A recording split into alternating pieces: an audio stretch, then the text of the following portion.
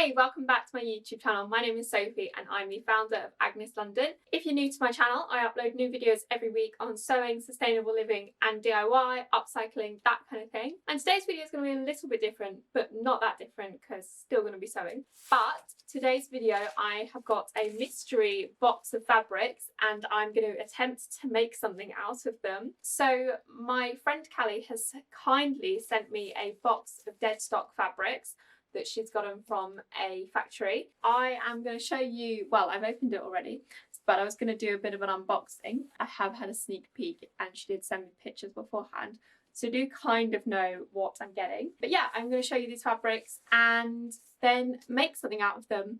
I'm thinking maybe a top, that might be easiest, possibly a dress. They are quite summery fabrics and it is now the end of August, so I don't know how much of a good idea to make a summery dress is. Anyway, let me show you these fabrics that Callie has sent me. Thank you very much, Callie. Let's get into the video.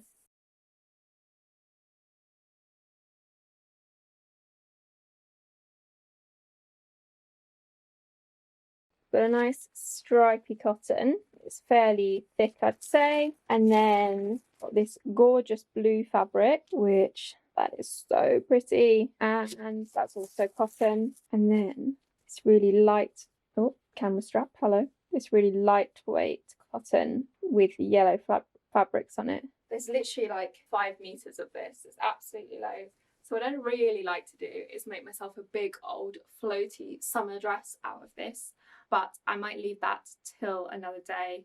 I don't know whether it's too risky making a summer dress in August.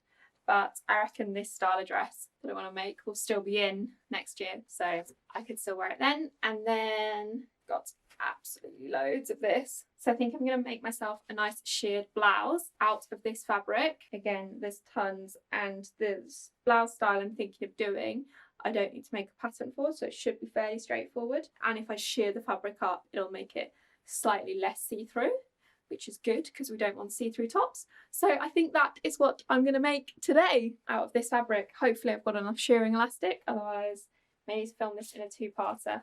And all the leftovers of these fabrics will probably be made into headbands and go on my website unless I think of anything else to make out of them in the meantime. So yeah, let's crack on and make this top. As I mentioned before, the style of top that I'm going for is really straightforward and I don't need a pattern to create it. I just need 4 rectangles, 1 for the front, 1 for the back and 2 for the sleeves. So to get the measurements for these rectangles, I've measured my bust measurement and I've times that by 1.5. That's because this is the widest part of my top, and then I also measured on myself how long I would want the top to be, and that is the height of this rectangle. So same for the front and the back. The reason why I've times it by 1.5 is because when I'm shearing, the elastic gathers the top in together and it roughly gathers it 1.5 times the measurement you want it to be. So that's a good marker to go by. And then for the sleeve, to work out the length of the rectangle,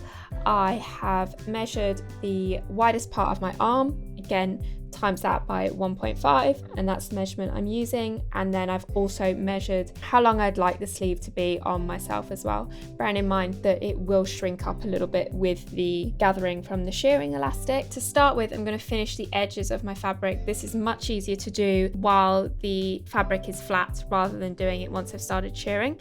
So what I did was I just overlocked all the edges and then I've just folded them over once more and I'm just stitching them down. For the top of the sleeve, I folded it over 1.5 centimeters so that I'd be able to get elastic through it in the end.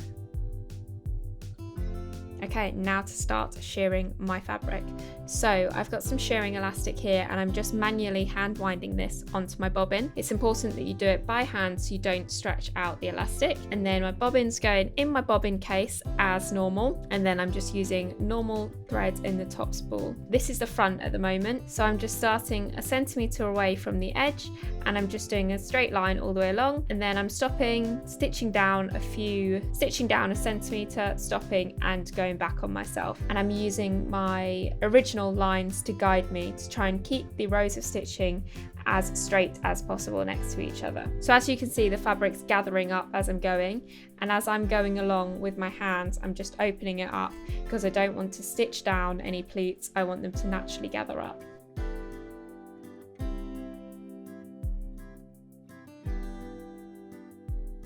For the sleeve, I wanted the gathering to be in the midsection of the sleeve. So what I've done is I've lined the end of the sleeve up with my sewing machine and used my sewing machine as a guide to keep my lines straight. And then I'm just carrying on with the same method of doing straight lines, stopping, going up a couple of centimeters, pivoting back round and coming back on myself. So I think I did roughly like 15 to 20 rows on the sleeve. With the shearing thread, you just leave the threads loose. You don't want to back tack or anything.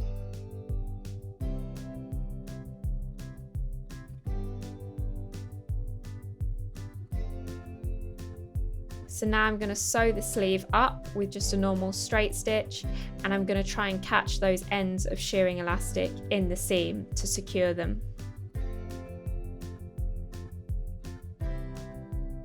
And then I'm sewing up my side seams on the top as well, so really straightforward.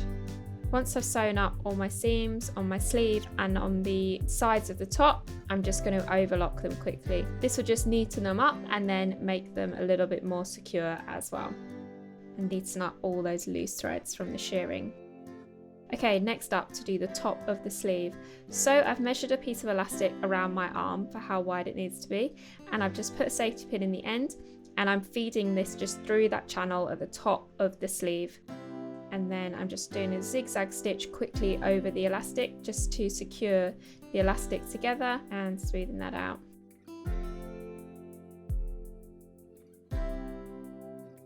Now to attach the sleeve onto the top. So I'm just stitching it down a couple of inches at the side seam.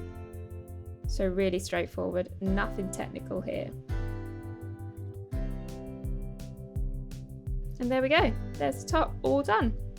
Here is the finished top. So I'm actually really happy with it. If I could change anything, I would actually, and I may still go back and do that now, I would probably attach the still a little bit further so it covers up more of my bra strap here. And this one keeps twisting around, I don't know why, because this one seems to fit me perfectly. But yeah, I would bring it a little bit more further along.